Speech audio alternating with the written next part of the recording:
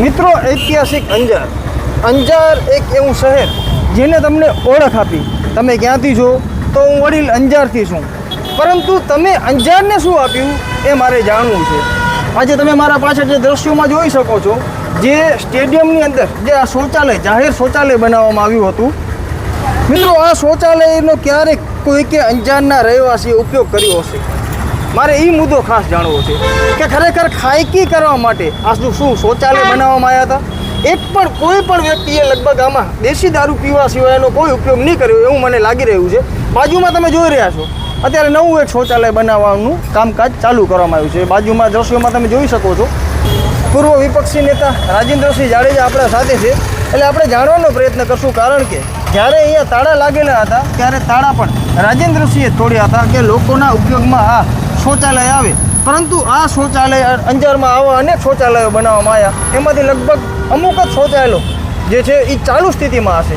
તો અંજારના લોકોએ અંજાર માટે શું કર્યું આ મુદ્દો એટલે હું તમારા કાને ઉપાડું છું કે કમસે કમ એક અરજી તો તમે કરો, અંજારનું કાંઈક તો ઋણ તમે ચૂકો કે શું. કારણ કે આ જે જાહેર જનતાના ટેક્સના રૂપિયાને આવી રીતે બરબાદ કરવામાં આવતા હોય છે અને આવી રીતે નવા શૌચાલયો બનાવવામાં આવતા હોય છે, શું એનો પણ ઉપયોગ કરવામાં આવશે કે એને પણ આમને આમ કરવામાં આવશે? બાપુ નમસ્કાર. નમસ્કાર હીરોભાઈ, પહેલે તો આપની ચેનલનો ખૂબ ખૂબ આભાર. અંજારના હિત માટે આપ સદાય ખડે પગે હો છો ને આપનો આ મુદ્દો ખૂબ જ ગંભીર છે. આ એક નહીં પણ અંજારમાં આવા જ્યાં જાહેર સ્થળો ઉપર શૌચાલયો આજથી અમુક સમય પહેલાં બનાવવામાં આવ્યા હતા, તેનો પબ્લિકને ઉપયોગ માટે જ આ શૌચાલય જાહેર શૌચાલય શેના માટે બને? પબ્લિકના ઉપયોગ માટે. તો તમને જણાવી દઈએ, પબ્લિકથી વધારે દારૂડિયાઓએ આ શૌચાલયનો ઉપયોગ કર્યો છે. અંજાર શહેરની જનતાને ખરેખર ઉપયોગી થયેલ નથી. હવે આ આજથી 6-8 મહિના પહેલાં અહીં આ જે ખડીયો તોરલ સરોવર છે ને એની સામે આવેલ શૌચાલય છે, સ્ટેડિયમની બહાર અને તોરલ સરોવરની સામે. અહીંયા વૃંદાવનની આજુબાજુના તમામ વેપારીઓ દ્વારા અમને ફરિયાદ કરાઈ હતી કે ભાઈ અહીંયા શૌચાલય છે પણ એને તાળું જ મારવામાં આવે છે, કોઈથી અમને ઉપયોગ થતો નથી. જેથી અમારા દ્વારા વિવિધ રજૂઆતો કરી હતી પણ છતાં કોઈ જાતની કામગીરી કરવામાં નથી આવી. ત્યારે અમે અહીં તાળું તોડી નાખવામાં આવ્યું હતું.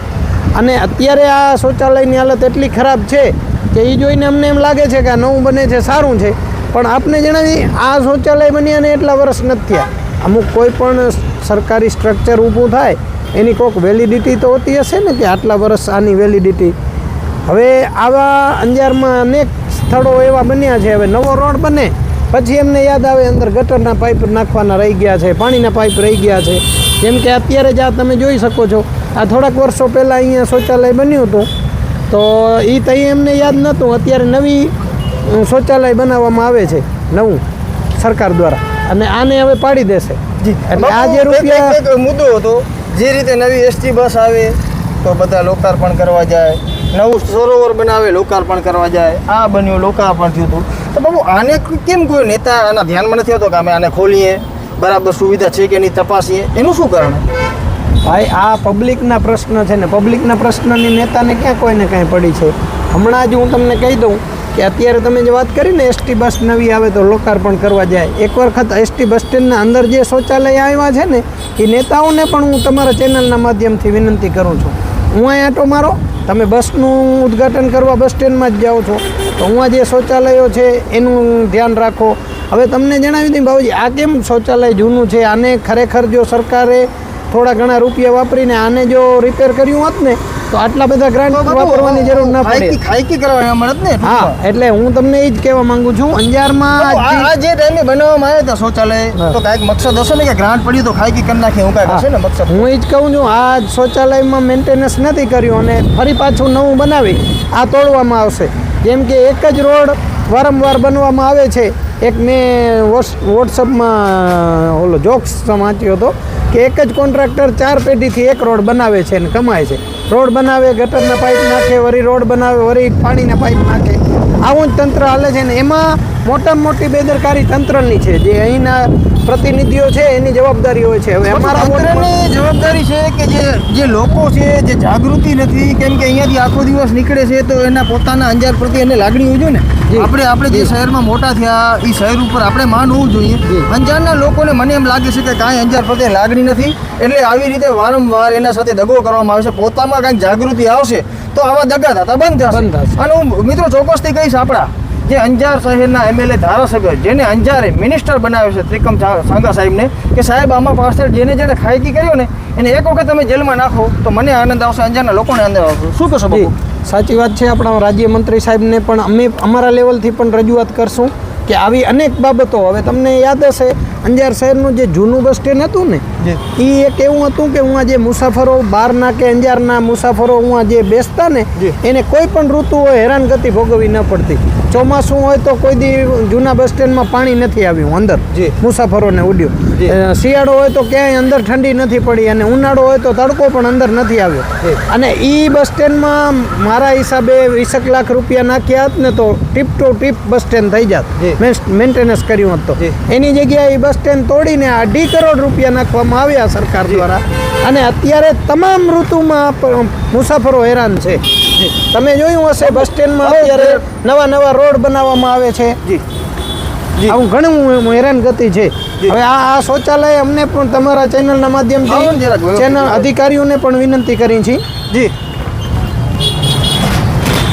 કે આ નવું શૌચાલય બને છે એ એવું ના બને કે જે 2-4 વર્ષમાં પાછું લોકો આમાં પીડાય. અત્યારે તો હવે અમે એટલું જ આશા રાખી શકીએ કે આ શૌચાલય બને છે એ લોકોને ઉપયોગી થાય એવી તમારા ચેનલના માધ્યમથી અમે અધિકારીઓને પણ ચેતવણી આપી છે. અને આવા અનેક ગ્રાન્ટો હવે તમે હમણાં માનશો નહીં 1 કરોડ ને 30 લાખ રૂપિયા બગીચામાં નાખવામાં આવ્યા છે. મોટી તકતીઓ લગાવવામાં આવી છે, એમાં મારું નામ પણ છે. હવે એ 1 કરોડ 30 લાખ રૂપિયા નાખ્યા છે. કાલ જ મને બગીચામાં જે વોકિંગ કરવા જાય છે ને ઉहाँથી લોકોના મને ફોન આવ્યા હતા કે અંદર જે શૌચાલય છે ને બહુ જ ખરાબ હાલતમાં છે. તમે આજ તો હવે અંધારું થઈ ગયું છે, કાલે તમને સમય મળે તો એક વખત ચક્કર મારી અને એ પણ તમારા દર્શકોને બતાડો કે અંજારમાં 1 કરોડ ને 30 લાખ રૂપિયા જે બગીચામાં નાખ્યા છે એ મિસ્ટર ઇન્ડિયાના ઘડિયાળ પહેરાવીને નાખ્યા હોય એવું લાગે છે. કારણ કે ક્યાંય દેખાતા નથી 1 કરોડ 30 લાખ. હવે લાલ ચશ્મા પહેરીને દેખાય તો ખબર નથી, બાકી અત્યારે 1 કરોડ 30 લાખ બગીચામાં ક્યાં નાખ્યા એ દેખાતા નથી. તમે ઉहाँનું શૌચાલય જોઈ આવો, ઉहाँના બગીચાના જે સાધનો છે રમતગમતના એ બધું જોઈ આવો. કાંઈ પણ નવું નાખવામાં નથી આવ્યું. હવે 1 કરોડ ને 30 લાખ મારા હિસાબે મિસ્ટર ઇન્ડિયાની ઘડિયાળ પહેરાવી અને બગીચામાં નાખી દીધા છે. હવે કાલે તો અમે બારે છીએ પણ આવીને અમે લાલ ચશ્મા પહેરીને 1 કરોડ ને 30 લાખ બગીચામાં ગોતવા જશી. હું અંજાર શહેરવાસીઓને પણ વિનંતી કરું છું અમારી સાથે જોડાજો. આપણે બગીચામાં જે સરકારશ્રી દ્વારા 1 કરોડ ને 30 લાખ નાખવામાં આવ્યા છે એ ક્યાં નાખ્યા છે એ ગોતશું સૌ સાથે મળી. આભાર. જી તો મિત્રો આ હતા રાજેન્દ્રસિંહ જાડેજા અને કાપડા દ્વારા બાપુ બગીચાની કેવી સ્થિતિ હતી આપણે ઉहाँથી 0 ગ્રાઉન્ડ કવરેજ કર્યું. આ પાછળ તમે જે જોઈ શકો છો ને આ જે તોરલ સરોવર નામ જે આપવામાં આવ્યું છે મિત્રો, આના માટે પણ અમારા ચેનલ દ્વારા અને રાજેન્દ્રસિંહ દ્વારા ખૂબ સંઘર્ષ કરવામાં આવ્યો છે. ત્યારે ઉઠીને આજે આટલું ડેવલપ થયું છે. એટલે જ્યાં પણ મુદ્દા ઉપાડીએ છીએ તમે એના પાછળ તમને આપણી આ જે સ્ટોરી છે એને ખૂબ મોટી માત્રામાં શેર કરવાની છે તો લોકોમાં કંઈક જાગૃતિ આવશે અને જાગૃતિની દિશા તરફ આપણે આગળ વધશું. બાકી અંજારની આ જે પણ સમસ્યા છે એને લઈ તમે શું વિચારી રહ્યા છો એ કમેન્ટ દ્વારા મને ચોક્કસથી જણાવજો. જગદીશ દાફડા સાથે નીરવ ગોસ્વામી, સ્વતંત્ર સમાચાર, અંજાર, કચ્છ, ગુજરાત.